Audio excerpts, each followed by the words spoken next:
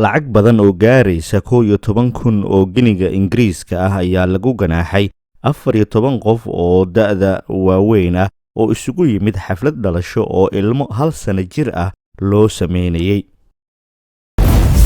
King 252 xaflad farxadeed oo dhalasho ah oo isku bedeshay xaflad aad ganaax culus loo dhigay.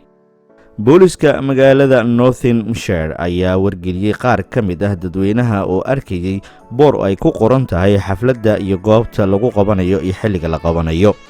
booliska ayaa sheegay in 24 qofood oo 14 ka mid ah ay yihiin dad da' waaweyn ah iyo 10 carruur ah ay guriga ugu galeen oo ku yaala gurigaasi Mansfield. qof kasta oo ka mid ah dadkii waaweynaa waxaa lagu ganaaxay adduun lacageed oo gaaraya 800 oo gini. sharcigan cusub oo la soo saaray January oo ku saabsan COVID-19 ayaa dhigaya in dadka ka badan 15 qofood meel ku kulma ganaax adag la dul saaro. booliska ayaa sheegay in dadkaasi qaar ay ka soo safreen magaalooyin fogfog sida magaalada Birmingham iyagoona badankoodna cunto ay bannaanka ku soo samaysteen halkaasi ay ku cunayeen. taliye ku-xigeenka booliska ee gobolka ninka lagu magacaabo Steve Cooper ayaa yiri ciidamadu naftooda iyo qoysaskooda ayay halis gelinayaan marka ay kolba yimaadaan goobaha xafladaha lagu qabanayo. waxay kala kulmaan shoobaro iyo dhibaato xoogan.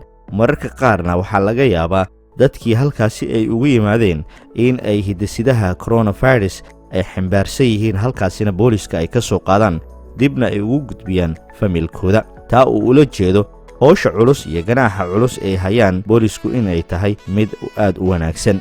wuxuuna raaciyey waxaan ugu baaqayaa dadka deegaanka inay u hoggaansamaan sharciga COVID-19 ee la soo saaray lana doonayo in ay ilaaliyaan bulshada inteeda kale.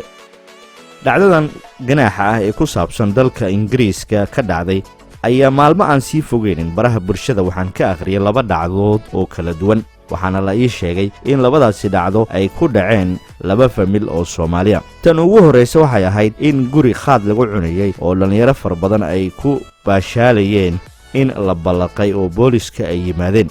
fiidiyogaasi kulli hadda ma hayo laakiin baraha bulshada ayaan ku arkay. waxaana la sheegay in dhalinyaradaasi ay aad u tiro badnaayeen laguna ganaaxay lacago aad u fara badan.